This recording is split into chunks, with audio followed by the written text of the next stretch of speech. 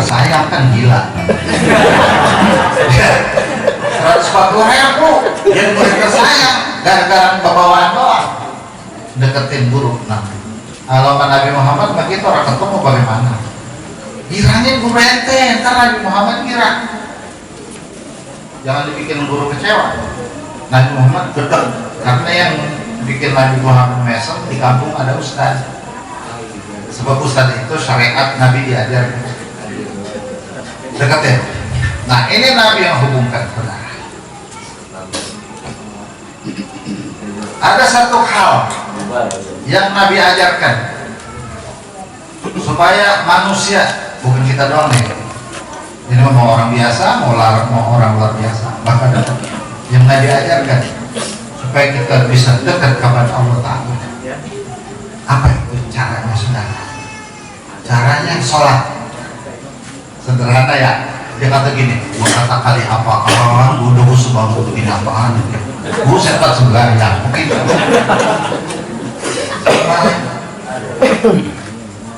Kenapa dan bagaimana ini jadi masalah, bukan sembahyangnya. Kenapa sembahyang saudara? Begini, yang Allah Ta'ala paling bedek di alam dunia orang sombong. Hati-hati, jangan sampai ada rasa sombong. Yang dekat bukan orang doang, Allah udah punya. Yang Allah paling demen di alam dunia orang yang punya hati merendah. Hatinya begini, ilmu mau punya tapi nggak sombong sama ilmunya. Pura-pura beda mau pura-pura bisa. Ibadah mah banyak, cuma dia merendah seolah nggak punya ibadah, bisa begini. Harta mah punya, cuman kagak bergaya sama hartanya. Kayak orang biasa beda mah, pakai bawa sundung sore-sore, nyari ikan kambing. Padahal duitnya ngarep-ngarep. Itu kita kalau main di dekat rumah dia, berusaha dari kantong, kalau yang diangkat cepet. Kalian daripada ada pemangga, saat kalian diangkat, tuh cepet, orang yang mengepet.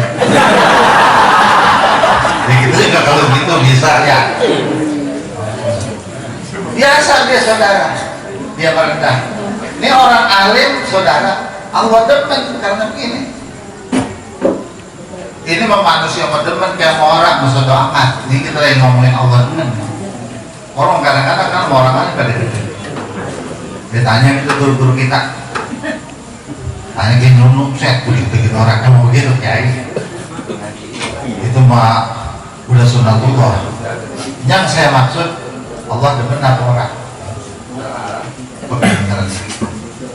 Paham tak?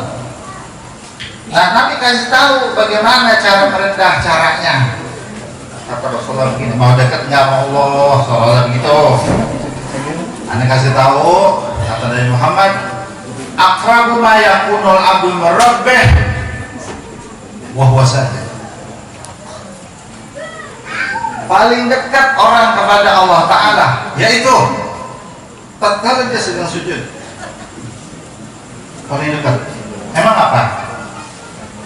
Nih, anggota tubuh kita yang paling hina kaki. Mengapa? Sebab kaki mah kalau kita nginjak tai ayam, kita nyucinya ntar-ntaran. Ya, bener kan? Asal kita colek gitu. Buset mampus ya. Belum lagi suwe. Bener yakin batanya. Karena tai ayam pakai cium 2 kali. Pas begitu di jalanan pakai dicium lagi. Ini mau orang lanang, orang ada sama. Kalau tai ayam orang mana ketemangan.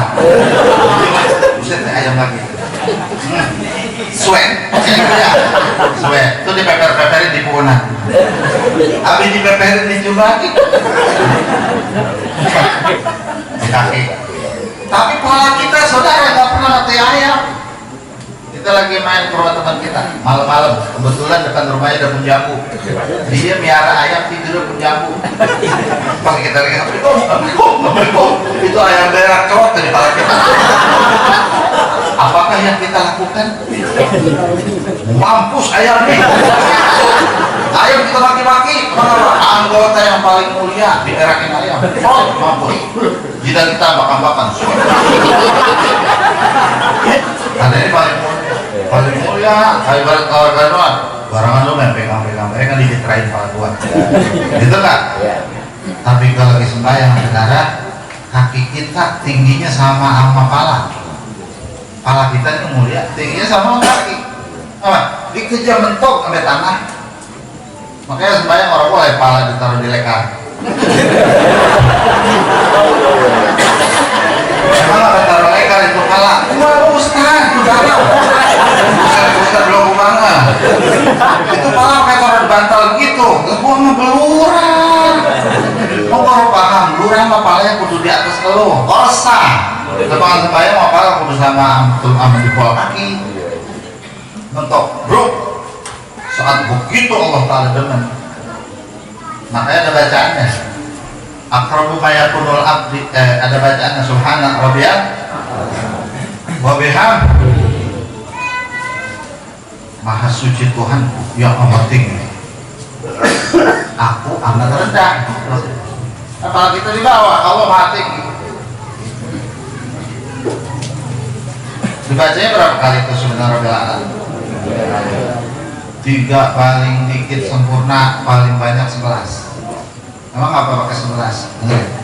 Tapi kalau lagi jadi imam jangan 11, timamum pada pergi. Ngomong getol 11 kalau Allah yang aku akan tunjukkan bahwa aku dekat dengan Tuhan. Gua subhanallah. Jadi mah berusaha kali. Jadi saya pengen jadi wali buru-buru. Akhirnya jadi wali buntul. Udah, kenapa 11? Nih, kita lagi acara Isra Mi'raj. Duduk paling belakang. Itu kudu bisa mingser ke depan. Mingser bisa 3 kali, 4 kali, 11 kali ya paling depan sini. Geser pantat, jangan dimbai kalau pengen di depan mah geser. Itu gitu ya, subhana rabbil a'la wa bihamdi selangkah. Subhana rabbil a'la wa bihamdi selangkah. Subhana rabbil a'la wa bihamdi selangkah. Selangkah. Mendekat sama Allah Ta'ala sampai 11. Kalau udah 11 itu paling dekat. Kalau udah 11 paling dekat. Makanya bacanya biar khusyuk. Subhana rabbil a'la wa bihamdihi. Dari sujud tuh. Rasakan di situ kita nundukin kepala kita di tanah. Ini untuk menyembah Tuhan kita Allah Ta'ala. Bukan asal taruh-taruh itu kepala. Itu emang kita lagi nyembah. Lu nyembah kalau terbalik namanya Allah Ta'ala. Ini kepala lagi ditaruh lagi nyembah. Biar sadar lagi. Subhana rabbil a'la wa bihamdihi. Rasain dekat. Kalau udah dekat, minta. Ini mah dekat sama camat, orang ngomong ini, orang ngomong itu. Enggak? Oh, bang, kalau udah dekat mah biar minta. Udah dekat sama ustaz, malah orang ngaji, orang dia mengantar-nganterin doang. Kemana ada ustaz ada, dia ada. Lu di mana banyak ada kiai ada lu? Ya kan gue yang nganterin. Tapi ngaji, ya orang kalau dia ngajar, gue mah mau bibit warung. Itu gue bisa tahu, gue juga. Kami ada kemego pulang tolak. Nyupir-nyupirin luang mau ribet. Kalau udah dekat minta apa kayak sama ini kiai, minta ilmu pelet, minta ilmu telur, minta ilmu tuyul. Itu apa yang orang kagak minta, orang kan biasa minta jangan berkah. Nah itu biasa. Biar berkah luar biasa, yang kagak umum. Kalau minta yang kagak umum, yang jarang terpikir terlintas oleh orang. Apa ya? Ntar itu ada obrolan lain. Nah, minta Allah, udah dekat minta. Apa yang diminta terserah.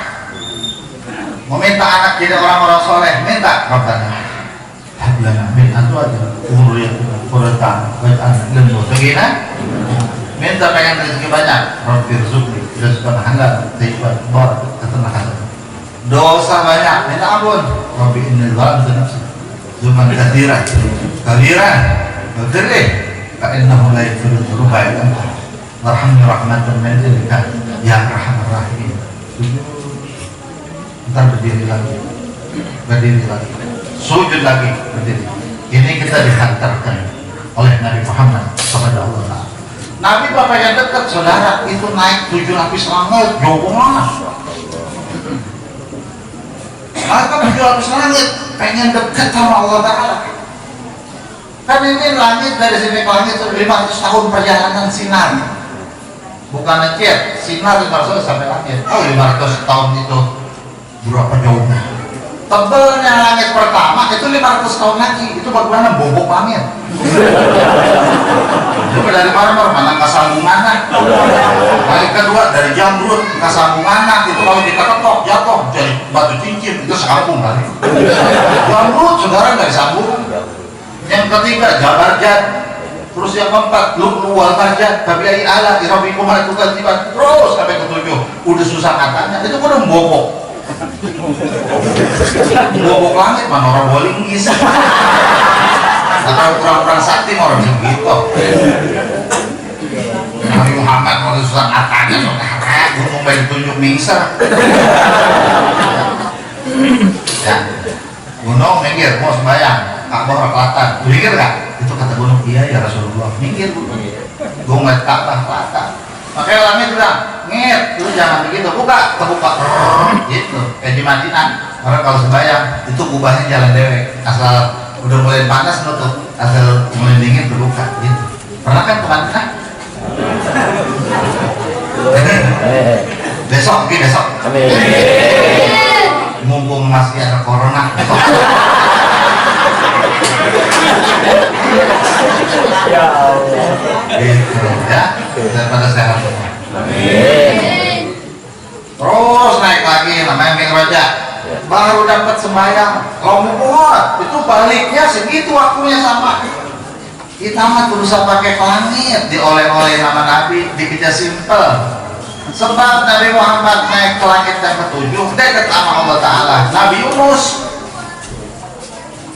ke dasar bumi ketujuh, masuk ke dalam perut ikan Hud, dekatnya sama Allah Ta'ala sama. Itu kalau Nabi Yunus masuk ke laut ketujuh di perut ikan Hud, berarti sama Allah jauh dong. Nabi Muhammad di atas langit tujuh dekat. Nabi Muhammad dekat sama Allah Ta'ala, Nabi Yunus dekat sama Allah Ta'ala, sama-sama dekat. Nah itu bagaimana ya? Jangan pakai nanya. Otak lu orang nyampe gila.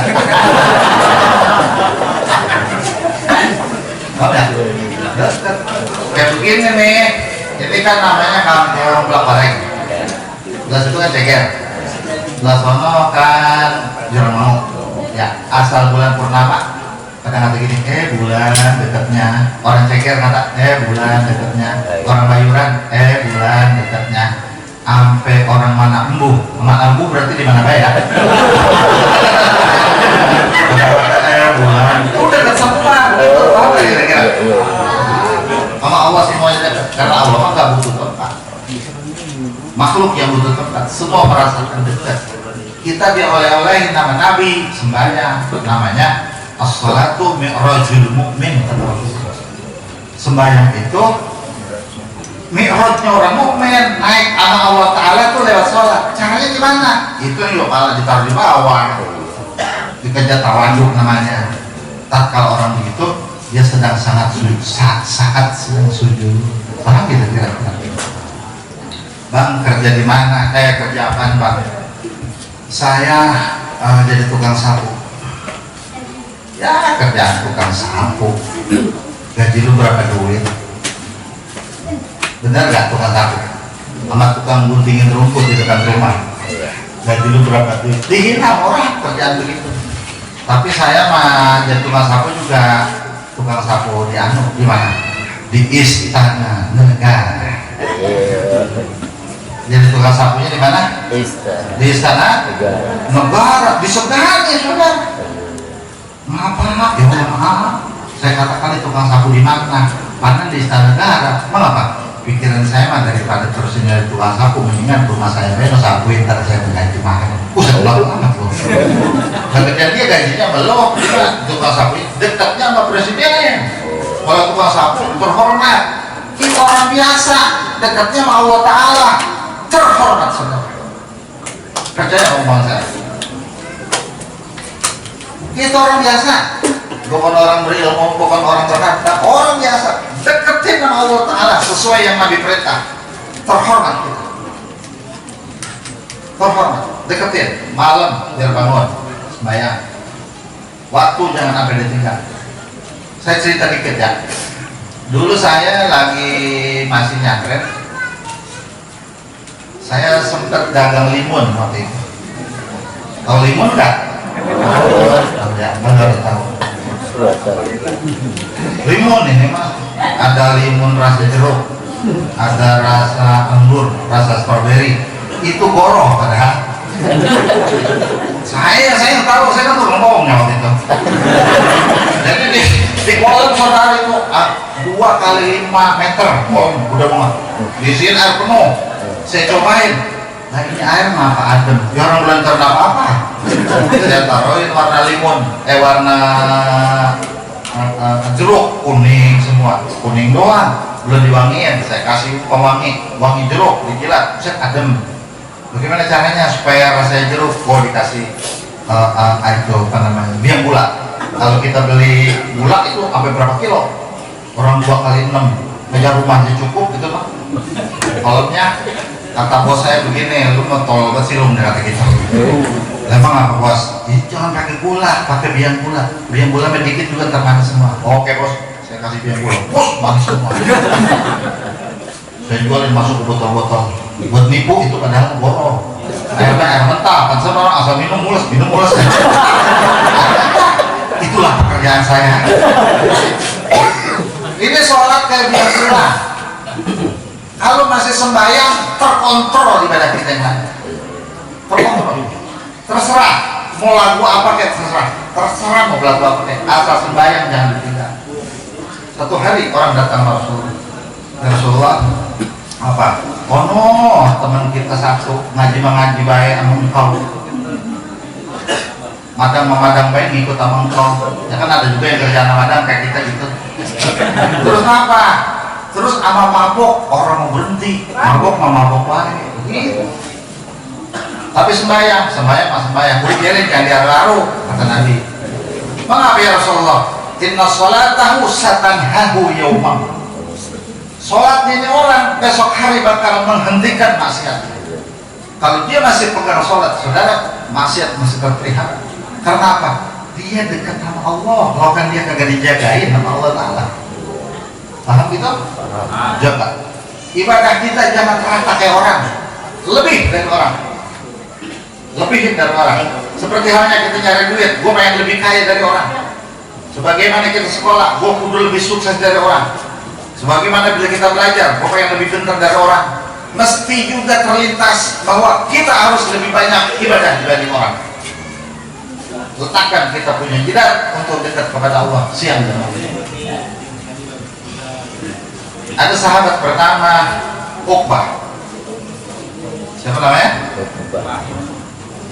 Asal malam dia siapin Nabi buat wudhu setiap malam. Sampai tahunan.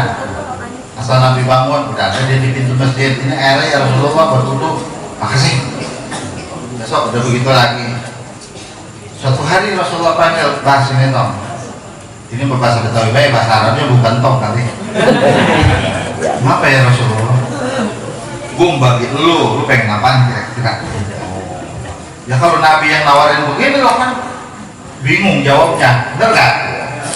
Kayak begini nih presiden nanya sama kita, lu mau aku mau bagi? Kan kita bingung jawabnya, karena dia mah PB punya, pengen villa dibagi, ya kan?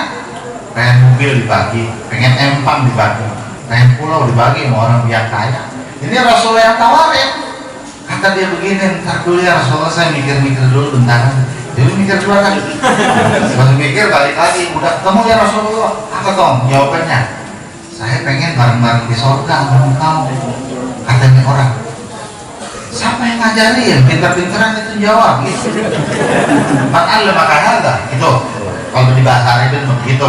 Ini kalau pakai bahasa Arab jadi ngertiin lagi. Padahal saya mau pakai apa?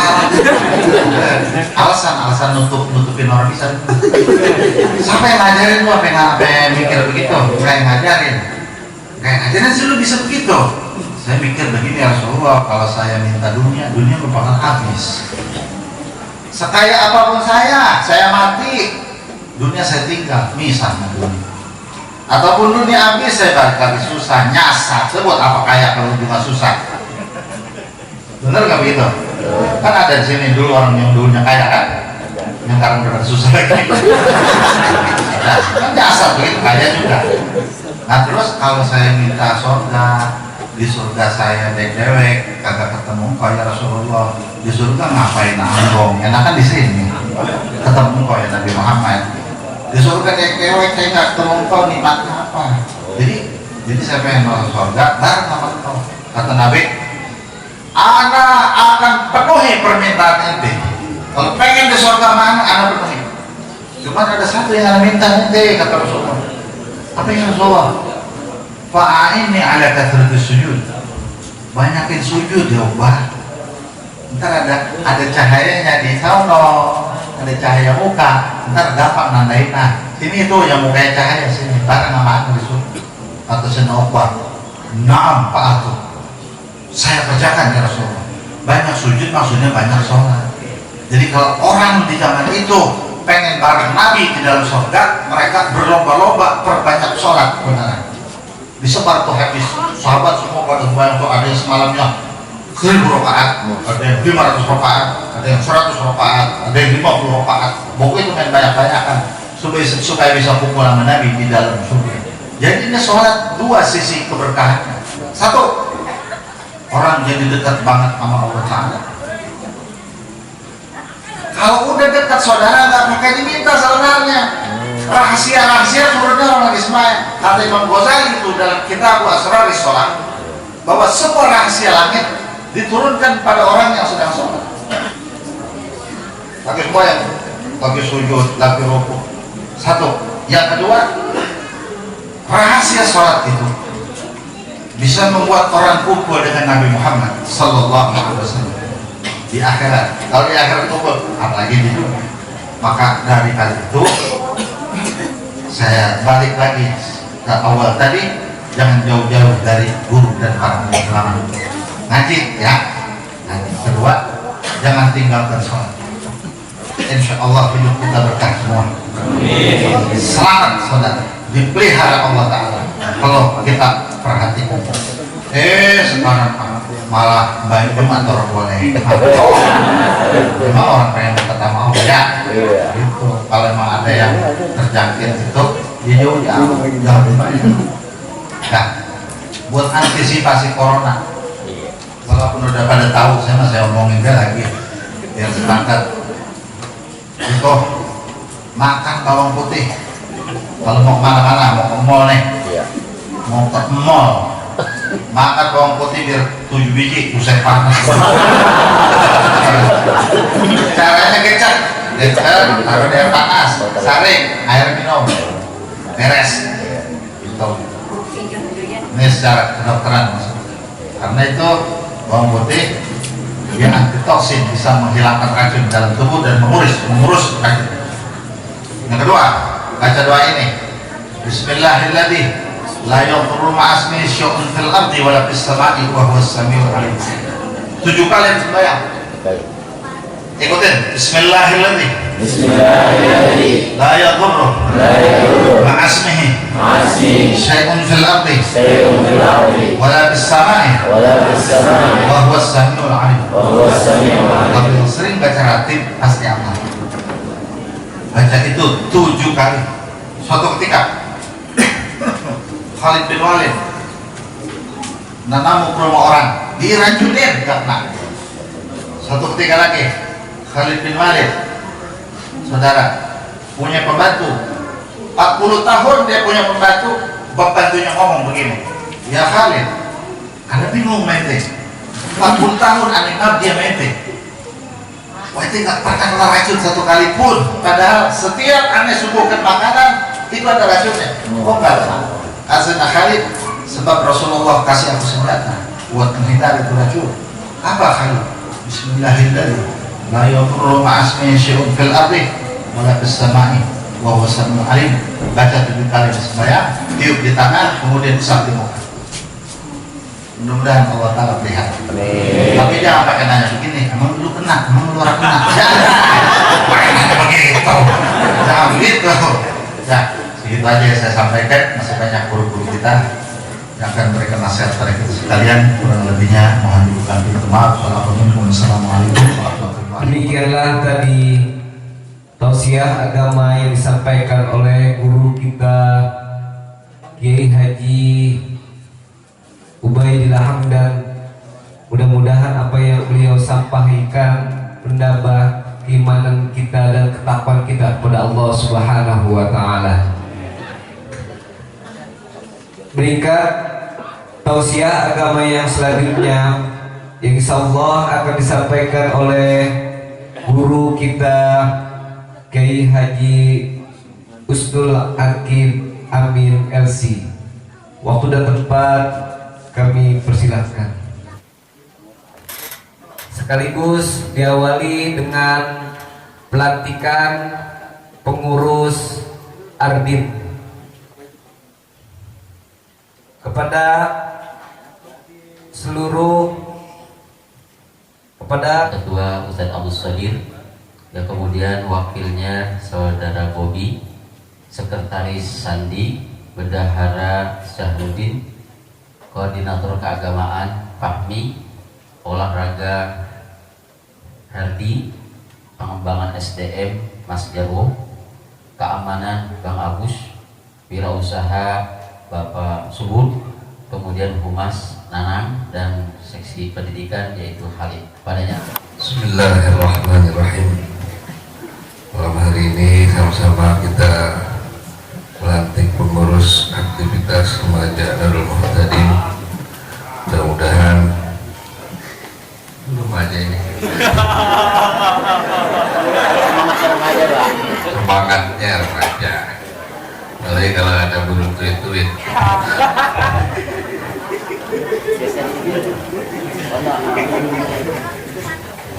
Mudah-mudahan dengan adanya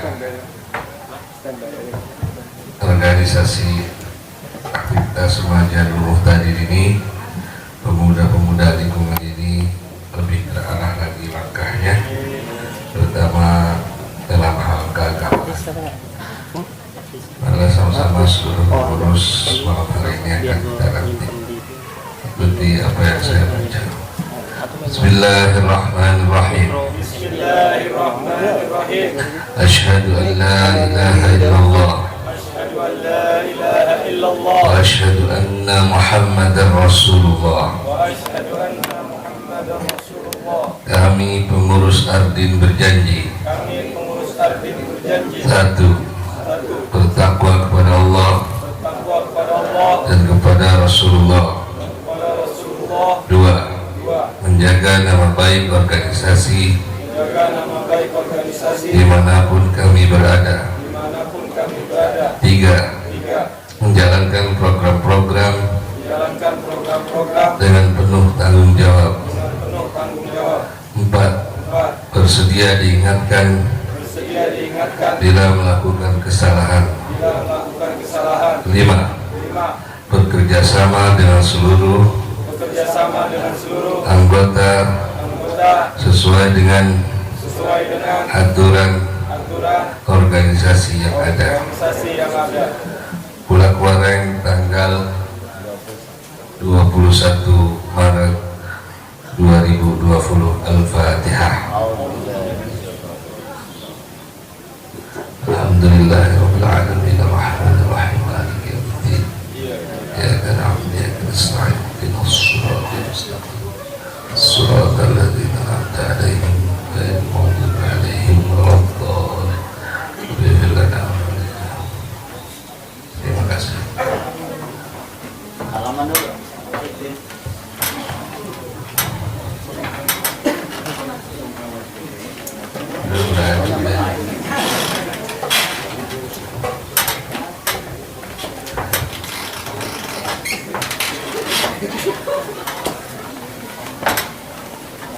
Mana itu dia?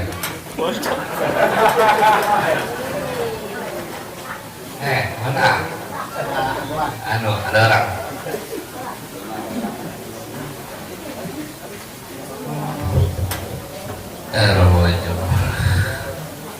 Assalamualaikum warahmatullahi wabarakatuh.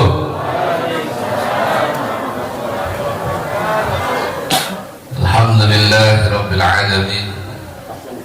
Wassalatu wassalamu ala ashrafil anbiya'i wal mursalin Sayyidina wa habibina wa syafi'ina wa maulana Muhammadin wa ala alihi wa ashabihi wa man tabi'ahu ila yaumiddin, amma ba'd. Sama-sama kita muliakan guru kita Kiai Haji Muhasyar Barat. Moga Allah terus kasih kesehatan untuk beliau. Allah jadikan ilmu yang diajarkan pada kita semua manfaat buat dunia dan akhirat kita. Guru kita Kiai Haji Ubaidillah Hamdan yang baru saja menyampaikan ceramahnya, guru kita Ustaz Abdul Latif sebagai pembina daripada anak-anak muda di sini, mudah-mudahan terus dikasih kesehatan oleh Allah, digampangin segala urusannya. Para asatidz, hadirin hadirat yang dimuliakan oleh Allah Subhanahu wa Ta'ala. Jam udah jam 10 lewat 2.30. Piring udah digelar, sate udah dipajang, pecak udah pada adem. Enaknya kita setuju kan ya? Makanya saya kagak lama. Orang mukmin seharusnya kagak usah sampai takut yang berlebihan dengan kejadian yang ada pada saat ini juga kita tercinta. Wajar, tapi kudu ikhtiar. Jangan sampai berlebihan. Akhirnya jadwal ceramah saya dibatalin, ada 5. Kalau batal uploadnya nyampe mendingan ya. Kita udah hitung itu ya, buat beli semen, buat beli besi. Ini batal acara, batal upload. Ya orang ngaji mah insya Allah yang jaga malaikat. Mana enggak? Jangan takut. Ada lagi sembahyang Jumat kagak pakai ngomong. Emang apa sembahyang Jumat pakai libur? Yang biasa lu kagak sembahyang. Ramean dia. Ada lagi macam-macam dah. Jadi kita kalau sembahyang suruh di rumah, ngaji di rumah, ntar yang doa siapa? Ya, makanya penyakit doa aja udah, penyakit kok dimana juga ada. Kalau yang mati mau mati ya, benar-benar ada yang muda nggak mati, yang tua kagak mati-mati, ada yang muda mati, ada. Itu biasanya yang tua duluan. Biasanya yang tua biasanya. Jangan takut. Bab dalam syariat juga ada hikmah di situ. Gak usah tinggi-tinggi. Dalam wudu Imam Ghazali membahas ada 3-4 maratib. Ya. Dalam maratib wudu. Tingkatan pertama al-martabatul ula adalah tathhiruz zahir. Ini baru wudu doang, belum bayang, belum haji, belum segala macam. Tingkatan pertama wudhu itu ngebersihin zahir. Jadi sebelum ada iklan sabun, sebelum ada iklan kebersihan, Islam udah punya konsep kebersihan duluan. Benar-benar dia dalam fikih diajarin kita, kalau bangun tidur sebelum masukin tangan ke tempat maka hendaklah dicuci dulu. Kan gitu kan? Begitu? Gua mau ngajian tidur dulu. Oh baik, ulama udah berpikir. Kenapa? Karena ketika tidur la yadri aina batat yadah. Bapak kalau lagi tidur kita kagak tahu tangan kita ada di mana. Maka disuruh cuci dulu tuh. Ada yang tidur dari tegak pantat. Ya. Ada yang tidur dari mobil. Ada yang tidur dari macam-macam. Coba lihat. Bini bang, bini cakep-cakepnya bini. Lihat kalau lagi tidur jelek. Coba lihat bini lu pada kalau lagi tidur. Bini gue jelek apa ini? Ada yang ngorok, ada yang nungging. La ilaha illallah. Artis-artis yang katanya cakep kalau lagi tidur mah jelek. Gak tahu kan fikir udah ngatur konsep kebersihan. Aina batat tiada. Dicuci dulu tuh sebelum kumur-kumur, cuci tangan dulu kanan. Betul. Kuman ada di situ. Hanya maratibul ula maktabat yang pertama membersihin anggota badan zahir daripada kotoran zahir. Makanya disuruh tangan dulu. Benar. Cuci tangan dulu sebelum ada itu cairan apa tuh yang dipakai kondangan, pakai cuci tangan apa sanitizer apa namanya, orang mahal banget beli gituan. Sebelum ada gituan Islam udah nggak ada, jadi jangan takut. Lewat wudu sehari 5 kali Rasul gambarin sesiapa ibadah sholat wudu termasuk di dalamnya itu bagaikan kali yang mengalir di depan rumah kalian. Dia mandi di kali tersebut 5 kali sehari, fama baqiya min darnihi syai'un, nggak ada kotoran sama sekali. Ini Nabi yang ngomong, bukan caleg.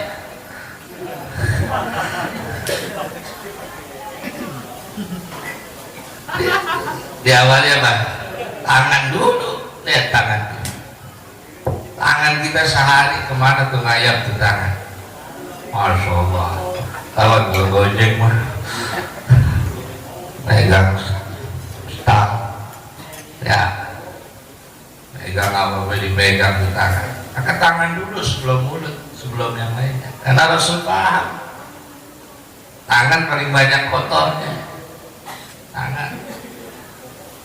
Makanya orang yang rajin wudhu tangannya bersih. Tukang main blokan, tukang main tangan dulu bersih. Maka sebelum ada iklan sabun, sebelum ada iklan macam-macam kebersihan, Islam udah punya konsep kebersihan. Cuci tangan lewat wudu, beres sudah. Asal kita yakin dengan cuci tangan lewat wudu penyakit hilang. Itu asrornya, rahasianya salah satunya. Kita ngaji bab wudu aja dah. Habis tangan apa?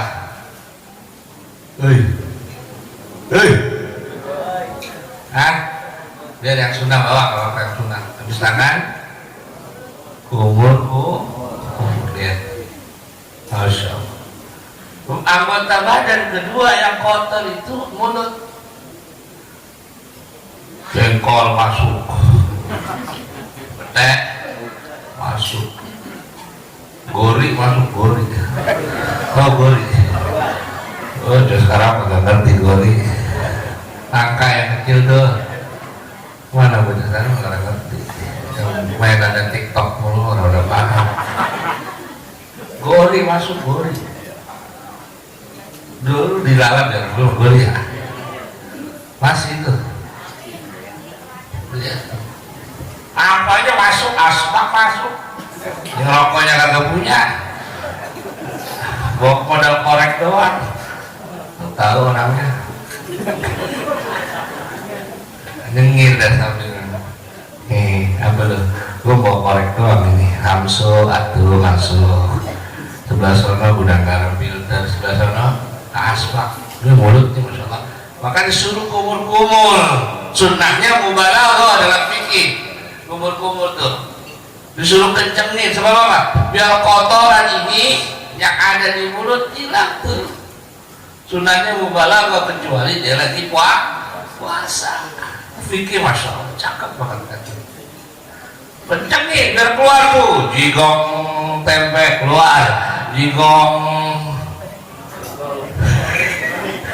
gori keluar tuh, jigong matu pada tuh. Orang agak biasa makan daging, dia makan daging itu selilitan 2 hari. Susah wadik akalinya tuh. Pakai dulu mah kumur-kumur gampang tuh keluar. Bener kan? Ya, habis kumur-kumur apa? Bukan, mazhar zahir kita ada di muka. Mazhar zahir. Makanya muka kalau ada jerawat dikitnya dirasanya gimana, malu ya? Udah dulu tuh. Jerawatan dikit itu pakai toplas. Bapak ini muka termasuk mazhar zahir. Nalpot wajah kena, nalpot apa kena nih? Sebelum ada cleanser, ini orang Waden nih, bang, biar paham. Orang Waden buat muka doang, itu kagak cukup 500.000.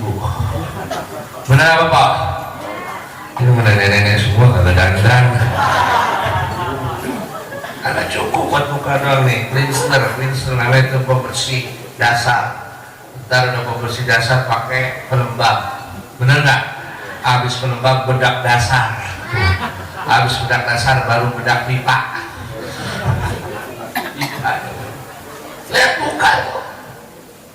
Maka fikih membahas detail sampai al-muq termasuk bagian zahir. Apa itu muq? Ujung mata. Kalau kita baca Fathul Wa itu bagian zahir, mesti kena air. Bapak-bapak, di sini banyak kotoran. Yang tai mata ada. Detil fikih kalau bicara. Itu baru berlaku untuk saudara. Kebersihan zahir sudah terjaga. Masya Allah. Jadi orang Islam jangan takut kotor kalau dia wudunya benar bersih. Ya takut kuping, cuman sayang untuk kuping pada begini doang nih, air diambil pakai. Benar apa benar? Pakai. Dan yang benar masukin telunjuk, puter dalam, jempol puter luar. Ini mah, itu mah nggak bersih colek. Lihat, bikin ada bagus banget, masya Allah. Ini diputar di dalam biar dilipetan dalam ini benar-benar kena kotoran. Ini muter di luar biar kotoran di luar bersih. Cukup.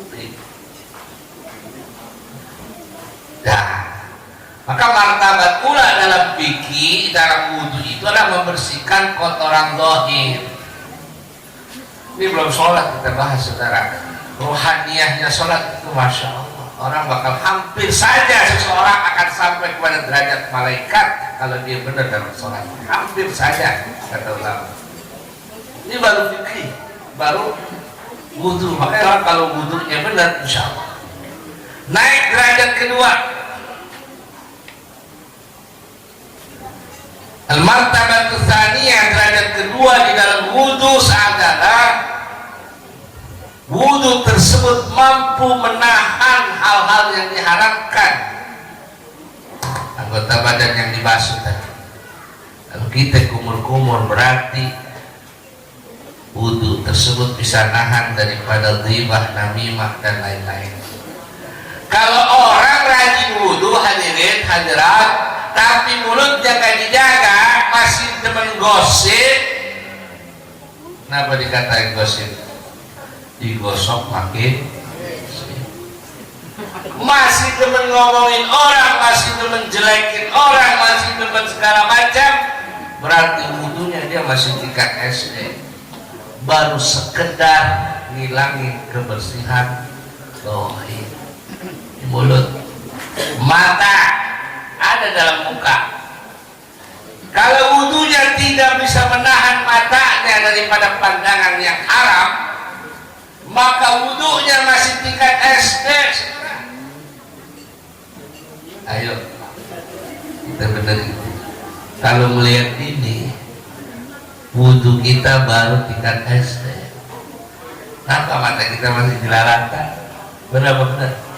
Hei, benar apa benar? Mata kita masih memandang pandangan orang lain dengan pandangan hina. Mata kita masih memandang orang lain dengan pandangan kesombongan. Berarti wudhu kita belum bisa menahan mata kita. Maka yang benar Sayyidina Umar radhiyallahu anhu arba, ketika habis ambil air wudhu kebentar dia kayak orang kagak punya duit ditagih dengan kolektor. Mata merah muka Sayyidina Umar. Ditanya Sayyidina Umar, kenapa engkau begini keadaanmu Sayyidina Umar? Setan aja ngeliat bayangannya takut, tapi beliau gemeter saudara. Apa kata beliau? Tahukah engkau kepada siapa aku akan menghadap? Kepada zat yang maha agung, zat yang maha besar, zat yang memiliki segalanya. Masya Allah.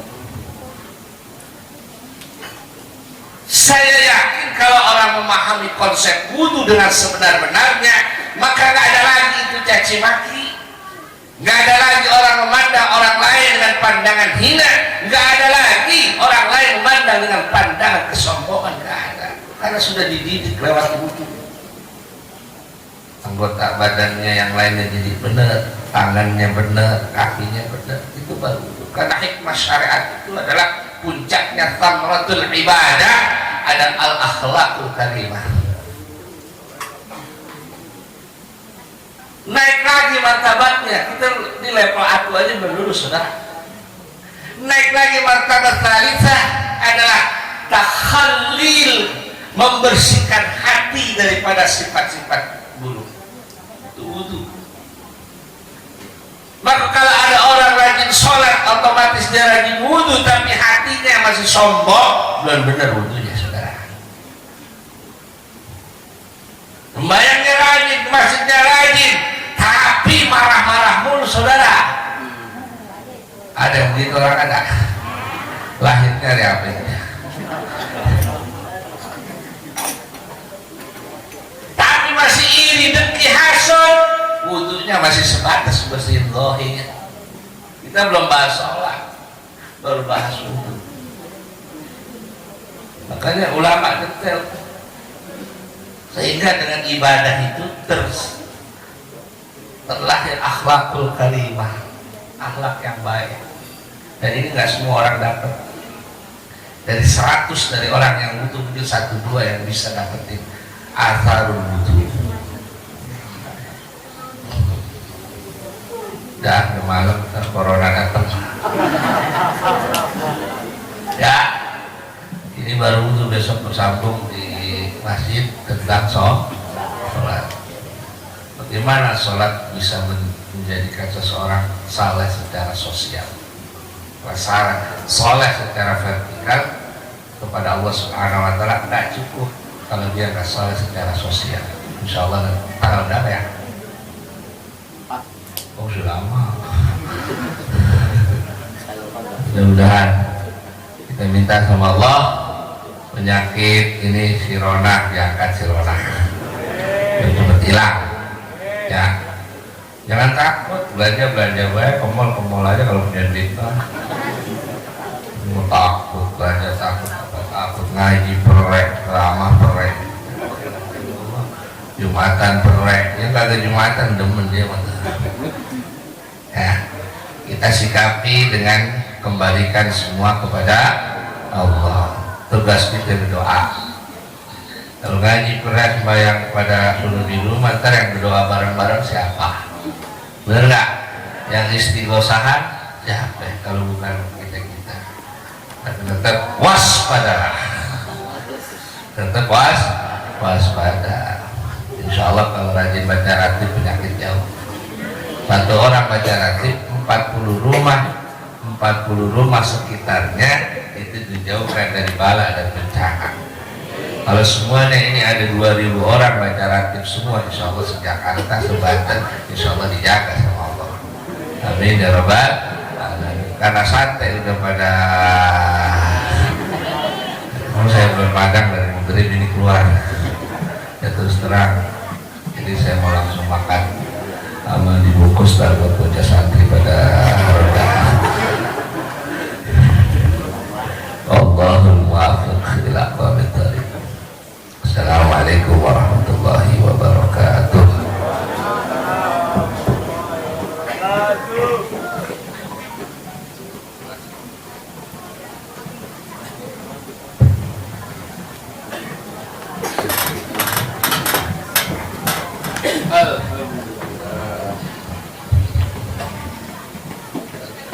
Demikianlah tadi tausiah agama yang kedua yang tadi disampaikan oleh guru kita Kiai Usnul Aqib LC.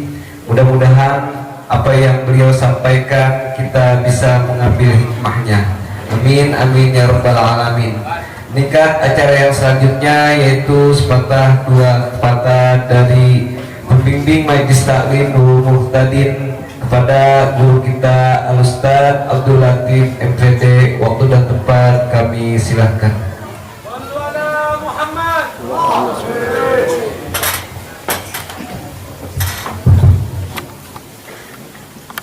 Assalamualaikum warahmatullahi wabarakatuh.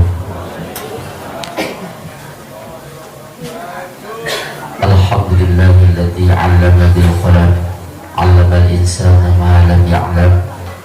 Wassalatu wassalamu ala sayyidil anam wa ala alihi wa ashabihi al-bararatil kiram, amma ba'du. Sama-sama kita hormati dan kita muliakan guru kita para muhtaram Kiai Haji Mahsyar Barat. Semoga Allah senantiasa menjaga kesehatannya, mudah-mudahan beliau senantiasa menjaga umurnya sehingga kita bisa diberi ilmu. Juga yang sama-sama kita hormati Al-Muqarrab Al-Muqarrab Kiai Haji Usnul Aqib LC yang baru saja memberikan nasihat. Begitu pula guru kita Al-Muqarrab Al-Muqarrab Kiai Haji Ubaidillah Hamdan yang nasihatnya sudah kita dengar panjang dan lebar. Mudah-mudahan seluruh para asatidz yang hadir pada malam hari ini, Ustaz Ilham juga, mudah-mudahan semua guru-guru kita diberikan kesehatan oleh Allah Subhanahu wa taala. Amin ya Allah. Bersyukur Allah Subhanahu wa taala atas segala nikmatnya. Salawat dan salam semoga Allah sampaikan kepada junjungan kita Nabi besar Muhammad sallallahu alaihi wasallam yang telah membawa umatnya menjadi orang-orang yang berpengetahuan. Hadirin jemaah sekalian berbahagia, saya hanya mengucapkan terima kasih wabil khusus kepada ayah dan bunda yang telah mendidik kami sehingga kami berupaya untuk menjadi orang-orang yang senantiasa bermanfaat. Juga segenap warga Wulang Warek yang sudah membantu acara pada malam hari ini. Saya yakinnya sekecil apapun yang ibu sudah infakkan hartanya, itu adalah milik ibu yang sebenarnya, milik bapak-bapak yang sehakikatnya yang akan dibawa pulang nanti. Tidak ada tanggungan ruginya. Dengan catatan apa yang sudah kita berikan itu kita lakukan dengan penuh keikhlasan. Dan juga saya mohon maaf kalau dalam acara ini banyak kekurangan. Ada yang karpetnya nggak dapet, sebelah di karpet, sebelah di komplok, ya. Ada yang belum minum, ada yang belum makan. Saya mohon maaf. Harapan saya satu, mudah-mudahan kegiatan ini akan mempererat seluruh elemen masyarakat, kalangan remaja, orang tua maupun kalangan yaitu orang-orang di sekeliling kita semuanya bersatu, sehingga kalau Wulang Warek sudah bersatu, gangguan apapun yang akan menghancurkan kampung kita bisa kita antisipasi. Mudah-mudahan anak-anak generasi kita menjadikan generasi yang soleh, yang mampu melanjutkan estafet perjuangan Islam. Amin ya rabbal alamin. Ini saja yang dapat saya sampaikan. Wallahu a'lam bishawab. Wassalamualaikum warahmatullahi wabarakatuh.